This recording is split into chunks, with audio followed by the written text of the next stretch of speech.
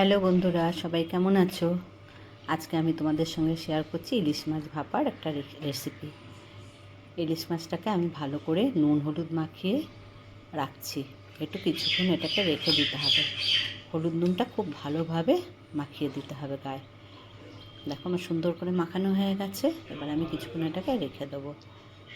আর আমার লাগছে এখানে সাদা সর্ষে আর কালো সর্ষে দুটো আমি ভিজিয়ে রেখেছি কিছুক্ষণ। ভিজিয়ে রাখার মধ্যে ওর মধ্যে নারকেল আর কাজু, 3টে কাজু দিয়ে পিষে নিয়েছি মিক্সিতে ভালো করে। আর কাঁচা লঙ্কা, 3টে কাঁচা লঙ্কা দিয়েছি। যেরকম ঝাল খাবে সে অনুযায়ী দিতে হবে। এবারে এর মধ্যে হলুদ দিয়েছি, নুন দিয়েছি আর একটু 2 চামচ টক দই, 2 টেবিল স্পুন টক দই। পেস্টটাকে এবার ভালো করে আমি হলুদ, নুন আর টক দই দিয়ে মাখিয়ে নিচ্ছি। খুব ভালোভাবে এটা মিশিয়ে নিতে হবে। নারকেলটাও তোমাদের ইলিশ মাছের পরিমাণ অনুযায়ী নারকেলটাও দিতে হবে। মাখানো হয়ে গেছে। এবারে টিফিন ডিব্বা নিয়েছি একটা। টিফিন ডিব্বাতে আমি আগে এই সর্ষে বাটার মধ্যে তেলটাকে দিচ্ছি। বেশ কিছুটা তেল দিয়ে দিলাম আর এই বাটিটার নিচে অল্প একটু তেল দিচ্ছি। একটু চারিদিকটা তেলটা লাগিয়ে নিচ্ছি। আর এটাকে আমি তেলটা আর সর্ষে বাটাটা ভালো করে মিক্স করে নিলাম। বাটিতে একটু প্রথমে দিলাম সর্ষে বাটাটা, তারপরে আমি ইলিশ মাছের পিসটা বাটির মধ্যে দিয়ে দিলাম।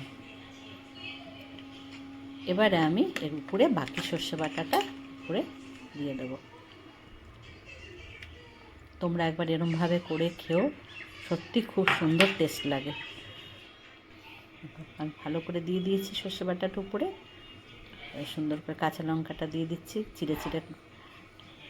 চিড়ে দিয়েছি কাঁচা লঙ্কাটা। গোটাই রেখেছি কিন্তু পেটটা চিড়ে দিয়েছি। এখন উপরে সামান্য তেল দিয়ে, অল্প তেল দিয়েছি কারণ নিচে দিয়েছিলাম তো, উপরে অল্প তেল দিয়ে ঢাকনাটা ঢেকে দিলাম। জলটা যখন ফুটে উঠবে, গরম হয়ে যাবে, জলটা ফোটার দরকার নেই, জলটা গরম হয়ে যাবে যখন, উপরে আমি টিফিন ডিব্বাটা বসিয়ে দিলাম। এবারে এর উপরটা আমি ঢাকা দিয়ে দিলাম। 25 মিনিট এটা আমি করে নিলাম। দেখো হয়ে গেছে আমার। কেমন লাগছে তোমাদের ইলিশ মাছ ভাপারের রেসিপিটা তোমরা অবশ্যই আমাকে কমেন্টে জানিও। সবাই ভালো থেকো।